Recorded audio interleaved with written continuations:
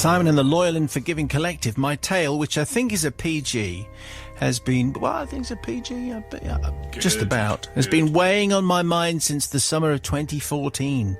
And so I seek reconciliation and forgiveness with my conscience by writing to you. I am a hard-working individual within a very busy industry, and so every now and again a girl likes to treat herself to a holiday with a few of her friends. Therefore, having had a particularly busy year within the office, we took it upon ourselves to arrange a holiday for the four of us. Holiday booked, we were off to Greece, and Simon, I was really excited. I hadn't seen the girls in quite a while, and it had been even longer since I'd been on a break. Our days at university together were tremendous fun and never dull. So our holiday was going to be a perfect way for us all to catch up and maybe have a wine, not with an H, a wine or two. So everything was going to be completely fabulous. However, my tale of woe did not happen whilst on the holiday. It happened about a week before.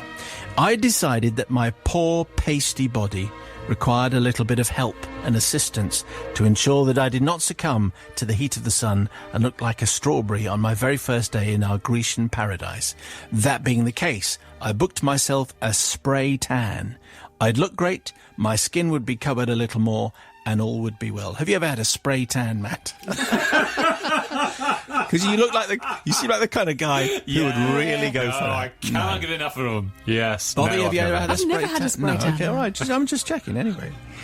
I should say at this point that I'd never been for a spray tan before. On the day, a lovely woman took me into a room and put me at ease with her soft Essex twang. Oh, good.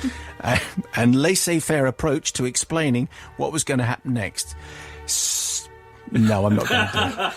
So I'm going to step outside the room and I am doing it. I don't know. So I'm going to step outside the room, and if I could just ask you to change into these paper garments, I'll pop back in and we can get started.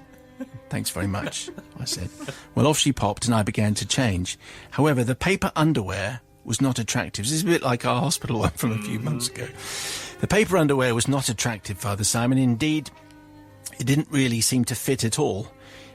I say that because whilst changing into the underwear, it didn't seem to cover the essentials, and it was with pessimism that I retied the paper underwear in vain, and I turned it round and I turned it inside out. I put it on and I took it off. I put it on, changed it, tried it in every position. It was clearly wrong. I thought perhaps maybe I'd been given the wrong pair. There was a knock at the door. "Is it all right if I come in?" she says. Well, it was not okay. "Can I have a couple more minutes, please?" I called this out in the hope that my situation would improve, and I started panicking, and at this point I thought maybe I could put the paper hairnet on, put back on my own clothes, and then explain that I needed a new size. I opened the bag I'd been given, I put on the paper hairnet, and out fell another paper item. Aha! The bigger pair of underwear! This is what I've been waiting for. Excellent. The relief in fitting this horrid paper garment was extraordinary. Such joy. I'd never felt happier to feel protected by what was essentially a piece of origami. Origami that now was the right size. Anyway, everything was now in place for the procedure, and the lady came back in, took back my unwanted garments, and explained that in order to obtain a tan, I would be required to stand first one way and then the other in order to apply an even layer and avoid blotchiness, or a Ross from Friends look, as it was explained.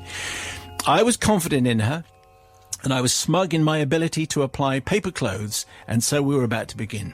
The lady turned round to the bench and appeared to be busying herself with the tools and so on, and then she turned back around and faced me.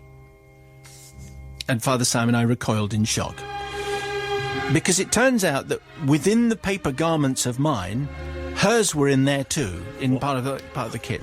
And what I'd been trying to use as a form of underwear 5 minutes before, she was now using, for its correct purpose, as a face mask.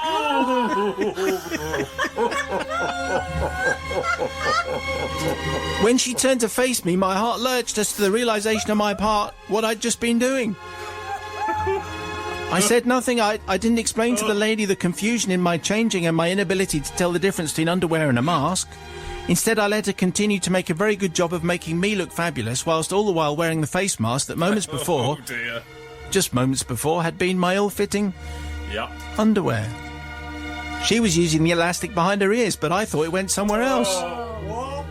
Anyway, I beg forgiveness from the lovely lady who put me at ease with the Essex twang. I apologise to her for not knowing my undies apart from a mask, and not telling her despite the embarrassment that this would cause the both of us. Thank you very much indeed in advance for your kind consideration, Lou, who sounds as though she's applying for a job at the end there. Anyway, so, well, this paper underwear gets you into a lot of problems. You get problems in hospital because it doesn't go on your head. But going for a spray tan, none of us had a spray tan. So clearly all the garments that you and the operator needed in the same bag, there you go, you put that on, then I'll wear that and that'll be fine. You don't put a mask on your nether regions. It's not an undergarment that you would imagine would fit. It's like a Plantagenet codpiece, yeah? But Essex style. Is that the It's right like word? a what? Did you say the word Plantagenet? I did, yeah. Never used before There in you this go. feature. How would I know a Plantagenet codpiece when I Well, I was come thinking across one? Shakespearean, but actually I was being more specific then, because I remember first seeing those on watching a period drama I with guess it Henry would- VIII, you see. Yes. Anyway, moving on. Yes, That was anyway. my idea of how that face mask It would could look. have looked a bit like that. Yes. Anyway, shall we come back to it? Yeah. Okay. Sister Bobby is. I think Sister Bobby is having a moment. Clearly. Brother Matthew. I think this must happen all the time, because obviously when one's getting naked in one of these things, it's obviously a very high pressure situation, and you're thinking, right, I need to, whatever's in the bag, you're going to try and put on. Obviously, it's a massive design flaw and the assistance stuff is in the same bag. What's that doing in the bag? Shouldn't be in the bag. Should be just two things in the bag. Yeah, and the hairnet as well.